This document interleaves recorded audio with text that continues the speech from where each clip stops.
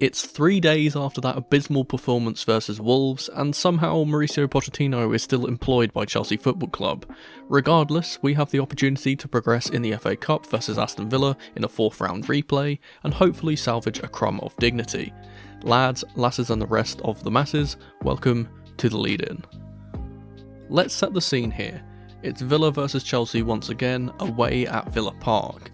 I've spoken about this matchup very recently, so today's video won't be as in-depth as usual. I think the majority of what I said in the previous encounter still applies here, and so I'll be focusing on the two lineups and the previous match between the two sides, and what we can change to do better in this one.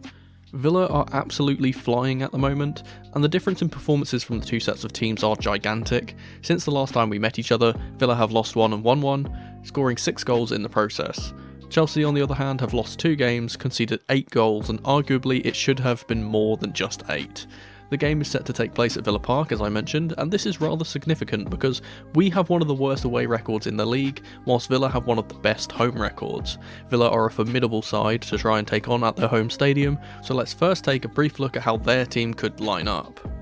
Firstly, let's talk absentees. Villa have a rather sizable amount of injuries, with all of Tyrone Mings, Luca Dean, John Duran, Emi Buendia, Pau Torres and Nicolo Zaniolo on the treatment table. I'll be putting Unai Emery's side into a standard 4-3-3 formation, and I don't expect there to be many changes from the one that battered Sheffield United 5-0 last time out. First up in goal is of course going to be the ever impressive Emi Martinez. The defence is going to be a very strong one. First up at right back is Polish international Maciej Kasz returning to the starting 11. The centre-back partnership is the same as we saw in that previous game against us, with Ezri Konsa starting on the right as always, and alongside him is Frenchman Clément Lenglet. Finally, over on the left will remain Alex Moreno, who was one of the goal scorers last time out. In the midfield, we'll start with the deepest of the three, where I believe we will see Boubacar Kamara slot into. Either side of him will be the ever-present duo of Brazilian Douglas Luiz on the right and Scotsman John McGinn on the left. For the three up top, I think this is where the real danger lies. On the right of the three, I'm going to be putting in boyhood Chelsea fan Leon Bailey. Opposite him on the left will be as ever Moussa Diaby, and finally, leading the line through the centre will of course be Ollie Watkins. As I said, just a brief overview of what I expect their team to look like. I'm not going to go into much more detail as we've played them so recently, but I'll touch on a few things a little bit later, so stick around. Instead, let's quickly take a look at how Chelsea could line up. I'm going to be predicting what I expect to see from Pochettino as always, and then give my personal lineup afterwards like I always do. So we'll be lining up in a different formation for this one, I believe. It's been reported that Poch is tempted to switch to a 3 at the back system, and so I'll be putting us into a 3-4-3 for this game. We saw Poch test the waters with this last time out, with Caicedo dropping into that Eric Dyer role as it were, so I have a funny feeling the Argentine might finally pull the trigger and set us up differently. Starting with the goalkeeper, it's of course going to be Georgia Petrovic, who will no doubt be hoping the new system can stop the defenders in front of him from turning into cottage cheese and giving away goals. The back three is going to basically be the only 3 centre-backs we can play here, with Axel Disasi in the right centre-back spot, Thiago Silva in the central role, and Benoit Badiashile over on the left. We're still not too sure on the availability of Levi Colwill, but if he is deemed fit enough to play, I'd imagine he'd come in place of Silva, with Benoit moving into the middle. Moving into the midfield, we'll start with the right wing back, and that'll obviously be the position for Juan Malo Gusto, who slots in here seamlessly. The two holding roles usually pick themselves, but with the change of system I expect Poch to rotate things here a little. Enzo Fernandez starts as always, but I expect after his tantrum on the bench after being taken off, that Moises Caicedo could be rested, in order to accommodate Carney Chukwuemeka for a bit more height in the centre. There's also a chance that Cesare Casadei steps in, but I think Poch has more faith in the Englishman at this current time. Finally, on the left will be captain Ben Chilwell, who, hopefully in this left wing-back role, will actually be able to contribute something to the team other than space in behind. The 3 in front of them is going to be rotated a bit too. On the right, I'd be very surprised if Palmer doesn't start, but Poch could opt to rotate in Madueke too. On the left, I'm going to be putting in Mykhailo Mudryk, who was able to nab an assist in his short cameo off of the bench versus Wolves. I expect Nkunku to be rested considering how bad his injury was and the amount of minutes he's played recently. Finally, up top will be Nicholas Jackson, who should be walking right back into this team. Hopefully he can provide some goals for us. This is what I am expecting, but what would I personally change?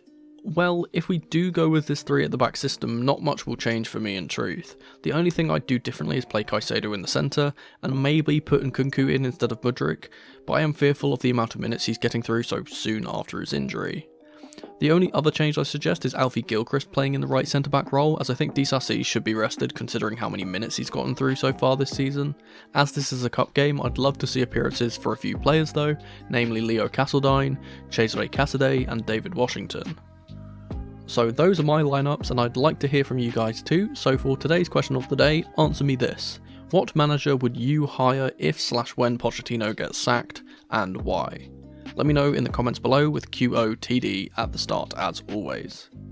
Now let's talk about the game plan. What should we be aiming to achieve in this game?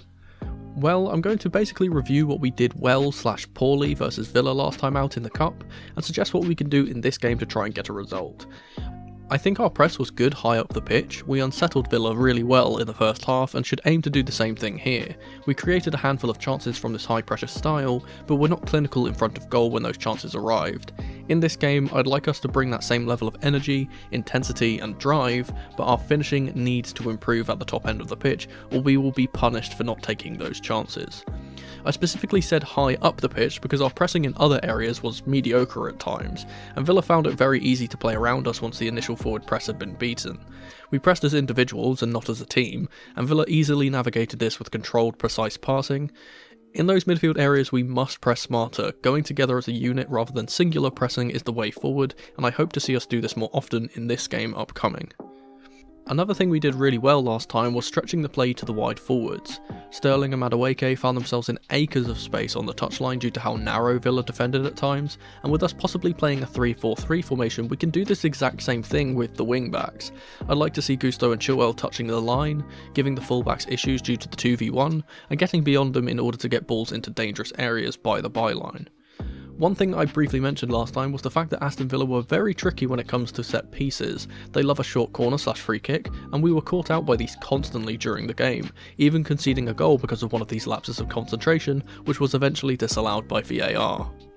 We cannot afford to be sloppy and lazy defensively in this game. We have to be switched on, ready for multiple scenarios, and be aware of the danger that Villa presents from set pieces, and deal with those types of chances accordingly. The final thing I want to mention is once again that high line that Villa play. They love to press high up the pitch with intense pressure and hold a really high line when in possession. This leaves space in behind, which we were able to exploit last time out and should be looking to do so again with runs from deep and long passes. These passes will have to be pinpoint accurate though, because Emi Martinez in goal is a fantastic sweeper and will come out to claim every ball that he can. For a score prediction, for the first time ever on this channel, I'm going to be predicting a Chelsea loss. I don't like not backing my own team, but there's absolutely nothing about this side that convinces me that we're able to win here. I'm going to say that Villa will beat us 3-1. Our goal will come from Palmer getting his usual goal contribution, with Ollie Watkins getting a brace and Luiz with a long range effort too for the hosts. I think this will be an open game, high energy, end to end, but Aston Villa's forwards will just have that clinicality that ours don't have, and will take the chances they create unlike us. We'll have to wait until the game to see if any of my predictions are correct, and as always I'll be live streaming after the game to give my first reactions. But if you can't wait until then, maybe watch one of these two videos on screen in the meantime. Thank you guys so much for watching, and remember, in the rain or in the dry, keep that blue flag flying high. Come on you Blues.